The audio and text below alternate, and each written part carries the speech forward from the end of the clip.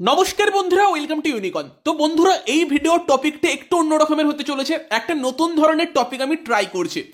তো সেই টপিকটা হচ্ছে যে কিছু বড় প্লেয়ার যারা এবারের আইপিএল মেগা অকশনে আনসোল্ড হয়েছে, তাদের নাম 10 জন সেরকম প্লেয়ারকে নিয়ে আমরা আলোচনা করব এবং কেন তারা দল পেল না সেটা একটু আমরা আলোচনা করার চেষ্টা করব। তো আই হোপ ইন্টারেস্টিং ভিডিও হবে। ভিডিওটা ভালো লাগলে ভিডিওটাকে লাইক করে দিও, শেয়ার করে দিও। আমাদের চ্যানেলে প্রথমবার এলে আমাদের চ্যানেলটিকে সাবস্ক্রাইব করে তার পাশের বেল আইকনটাকে অন করে দিও। তো আমাদের এই লিস্টে 1 নম্বরে যে প্লেয়ারটা আছে সেই প্লেয়ারটা আইপিএল এর লেজেন্ড। আইপিএল এর যদি অল টাইম আমরা প্লেইং 11 বানাতে যাই সেখানে অবভিয়াসলি এই প্লেয়ারটার নাম মাথায় আসবে। অবভিয়াসলি আমরা কথা বলছি ডেভিড ওয়ার্নারকে নিয়ে। তো ডেভিড ওয়ার্নার তিনি কিন্তু আনসোল্ড গিয়েছেন। কারণ কি? দেখো, আমার মনে হয় এখানে টোটালি কিন্তু এজ ফ্যাক্টরটা কারণ হয়ে গিয়েছে। ডেভিড ওয়ার্নার তার এজ হচ্ছে 38, যেটা যথেষ্ট বেশি এজই মনে করা হয়, এবং তার সঙ্গে সঙ্গে রিসেন্টলি সেরকম কোনো ফর্মেও নেই, ইন্টারন্যাশনাল থেকেও রিটায়ারমেন্ট নিয়ে নিয়েছেন, এবং সেই জায়গাতে তার বেস প্রাইসটাও ছিল 2 কোটি। কোনো আইপিএল টিম নিশ্চয়ই এই সময় দাঁড়িয়ে ডেভিড ওয়ার্নারকে তাদের প্রথম টিমের প্লেয়ার হিসেবে প্ল্যানিং করবে না। ওয়ার্নারকে নিলে কোনো IPL team as a backup opener নিতে পারতো, এবং সেখানে 2 কোটি প্রাইসটা একটু বেশি মনে হতে পারে। সেই জায়গাতে দাঁড়িয়ে আমরা অবশ্যই ডেভিড ওয়ার্নারকে আইপিএলে মিস করব। বাট এটা কি সারপ্রাইজিং ডেভিড ওয়ার্নারের আনসোল্ড চলে যাওয়াটা? আমার কাছে তো নয়, আমি তো এক্সপেক্টই করেছিলাম David Warner, James Anderson, even Faf du Plessis unsold যেতে পারে বলে মনে হয়েছিল। যদিও ডু প্লেসির রিসেন্ট ফর্মটা কিছুটা ভালো, সেই কারণে দল পেয়ে গিয়েছে, তাও বেস্ট প্রাইসেই বিক্রি হয়েছে। তো তার সঙ্গে বেস্ট প্রাইসটা অবশ্যই 2 কোটি রাখাও ডেভিড ওয়ার্নারের উচিত হয়নি। 1 কোটি রাখলে মেবি একটা চান্স হলেও হতে পারত। দেন 2 নম্বরে যার কথা বলবো, সে আনসোল্ড চলে যাতে আমি রীতিমতো সারপ্রাইজড। সেই নামটা হচ্ছে শার্দুল ঠাকুর। এবার শার্দুলের আনসোল্ড যাবার কারণ হচ্ছে অবভিয়াসলি তার ব্যাট ফর্ম। শার্দুল খুব একটা ভালো ফর্মে নেই, তবে তারপরে একজন ইন্ডিয়ান অলরাউন্ডার যে কোনো স্কোয়াডের ডেপথ বাড়াতে পারে, ব্যাট হাতে কিছুটা কন্ট্রিবিউট করতে পারে, বলাতেও 2-3 ওভার করতে পারে, সেখানে কোনো একটা টিম বেস্ট প্রাইসে হয়তো কিনতে পারতো। শার্দুল আনসোল্ড চলে যাবে এটা আমি এক্সপেক্ট করিনি। এবং মেবি এখনো একটা পসিবিলিটি আছে, যদি কোনো টিমের মেন টিমের ফার্স্ট বোলার ইনজিওর্ড হয়ে যায়, তারা হয়তো এক্সপিরিয়েন্স শার্দুল ঠাকুরের দিকে যেতেও পারে। শার্দুল কিছুটা ব্যাটিংও প্রোভাইড করে, তবে সবকিছু মিলিয়ে শার্দুলের রিসেন্ট ফর্ম খুব একটা ভালো নয়। আইপিএল অকশনে আনসোল্ড যাওয়ার পরেও একটা ম্যাচে 4 ওভারে প্রায় 70 রান দিয়ে দিয়েছিল সৈয়দ মুস্তাক আলীর ট্রফিতে। এবং তার সঙ্গে বলতে পারো যে ইম্প্যাক্ট প্লেয়ার রুল, সেটা আরও বড় কারণ যে অলরাউন্ডারদের একটুখানি হয়তো চাহিদা কমে যেতে পারে। তবে তাও একটুখানি যে প্লেয়ারটা 1 বছর আগে ভারতের ওয়ার্ল্ড কাপ স্কোয়াডে ছিল, সেই প্লেয়ারটা 1 বছর বাদে আনসোল্ড যাচ্ছে, কিছুটা তো দুঃখের ব্যাপার। তবে হ্যাঁ, বিশাল বড় ডাউনফল। আমি এক্সপেক্ট করিনি যে প্লেয়ারটা লাস্ট মেগা অকশনে 10 কোটি পেয়েছিল, দেন তাকে ট্রেড করে কে আর ওই 10 কোটির ওপর টাকায় সেই প্লেয়ারটা 2025 আইপিএল মেগা অকশনে আনসোল্ড চলে গেল। তোমরা কি এক্সপেক্ট করেছিলে শার্দুল আনসোল্ড যেতে পারে? দেন 3 নম্বরে যে প্লেয়ারটার কথা বলবো, আরও একজন ট্যালেন্টেড প্লেয়ার, আবারও একটা প্লেয়ার যে মুম্বাই থেকেই বিলং করে, পৃথ্বী শাও। এটাও কিছুটা সারপ্রাইজিং যে একদমই পৃথ্বী শাও দল পেল না, তাও তার 75 লক্ষ বেস্ট প্রাইস রাখার পরেও। এবং কিছুটা হতাশাজনক যেই পৃথ্বী শাওকে আন্ডার-19 ওয়ার্ল্ড কাপ 2018-তে যেটা হয়েছিল, সেই ব্যাচের সব থেকে সেরা ব্যাটসম্যান মনে করা হতো। যদিও দেখো, আমার কাছে প্রথম থেকে ওই ব্যাচের সেরা ব্যাটসম্যান শুভমান গিল ছিল। ওই আন্ডার-19 ওয়ার্ল্ড কাপের সময় থেকে শুভমান গিল, আর ওই সময় 150 স্পিডে বল করছিল কমলেশ নাগারকোটি। সেই দুজনকেই কেকেআর নেয়, ওই দুজনকে আমার সেরা লাগছিল ওই সময়। তবে পৃথ্বী শাও তো রীতিমতো ট্যালেন্টেড একটা প্লেয়ার ছিল, এবং তার ট্যালেন্ট দেখিয়েও ছিল ভাই আইপিএল এর শুরুর দিকে। তবে তারপরও এই সময় আনসোল্ড চলে যাওয়া সম্পূর্ণ পৃথ্বী শাও নিজে দায়ী। নিজের কেরিয়ারের প্রতি হয়তো নজর না দিয়ে তার ফোকাসটা অন্যদিকে ঘুরে যাওয়া, নিজের ফিটনেস মেনটেন না করতে পারা, মেবি সেই জন্যই যে নিজের ক্রিকেটটার দিকে নজর না দিয়ে পৃথ্বী শাওয়ের অন্যদিকে ইন্টারেস্ট বেশি। এজ কিন্তু পৃথ্বী শাওয়ের সঙ্গে আছে, এখনও কামব্যাক করা সম্ভব। 25 বছর মাত্র বয়স, এখনও সে কামব্যাক করলে 10 বছরের ক্রিকেটিং কেরিয়ার সে হয়তো পাবে। তবে সেটা পৃথ্বী শাও চেষ্টা করছে কি, সেটাই হয়তো বাকি ফ্র্যাঞ্চাইজিরা দেখেছে যে এই প্লেয়ারটা হয়তো নিজের কেরিয়ার নিয়ে অতটাও সিরিয়াস না। মেবি সেই কারণেই কিন্তু কোনো ফ্র্যাঞ্চাইজি পৃথ্বী শাওয়ের দিকে যায়নি। তার মেবি একটু ক্যাজুয়াল অ্যাটিটিউড, নিজের ক্রিকেটিং কেরিয়ার, নিজের ফিটনেস, সেই সবের দিকে নজর না দেওয়া, সেটাই হয়তো কারণ হবে। বাট আমার এখনো বিশ্বাস পৃথ্বী শাওয়ের কামব্যাক কিন্তু আমরা দেখতে পাবো। দেন 4 নম্বরে যার কথা বলবো, মায়াঙ্ক আগারওয়াল। এটাও একটু সারপ্রাইজিং। 1 কোটি টাকা বেস্ট প্রাইস রাখার পরেও কিন্তু মায়াঙ্ক আগারওয়ালের মতো একজন এক্সপিরিয়েন্স ইন্ডিয়ান ব্যাটসম্যান, যার এজটা যে খুব বেশি তাও নয় 33, তাকে কোনো টিম কিন্তু নেয়নি। তবে মেবি মায়াঙ্কের সেরকম বিশাল ফর্ম দেখা যায়নি আইপিএল এর রিসেন্ট টাইমে, যখন সুযোগ পেয়েছি কিছু করতেও পারেনি।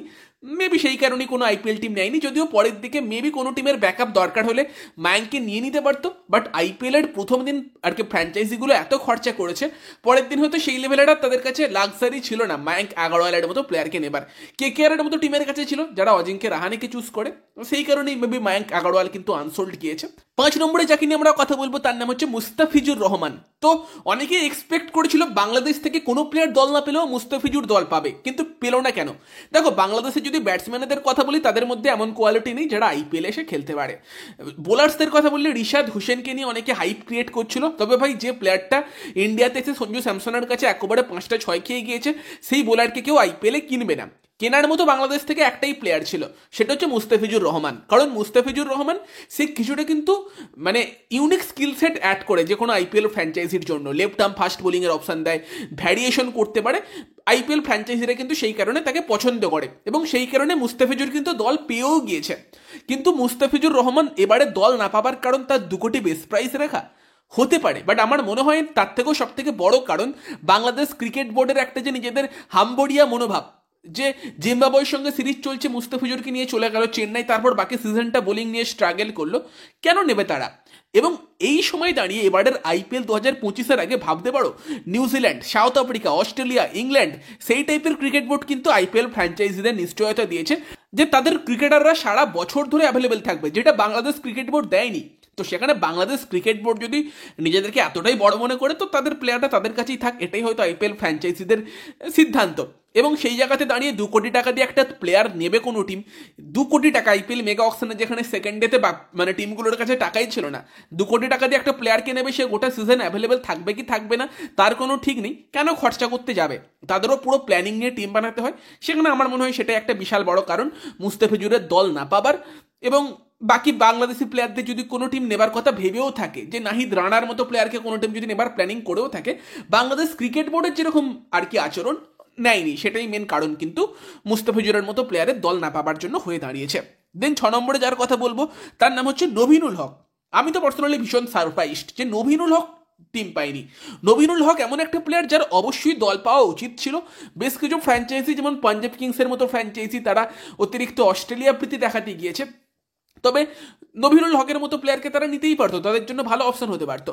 এবং মেবি হতে পারে যেহেতু নভিনুল হক 2 কোটি টাকা বেস প্রাইস রেখেছে এবং সেকেন্ড ডেতে এসে আইপিএলের বেশিরভাগ ফ্র্যাঞ্চাইজির কাছে সেই লাক্সারিটা ছিল না 2 কোটি টাকা একটা বোলারের উপর খরচা করার মতো।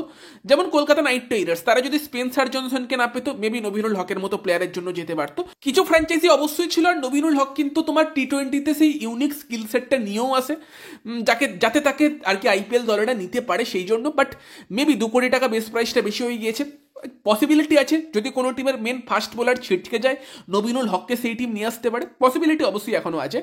বাট হ্যাঁ, যদি 2 কোটির জায়গায় 1 কোটি বেস প্রাইস হতো, মেবি নভিনুল হক কিন্তু কোনো টিমে চলে যেত।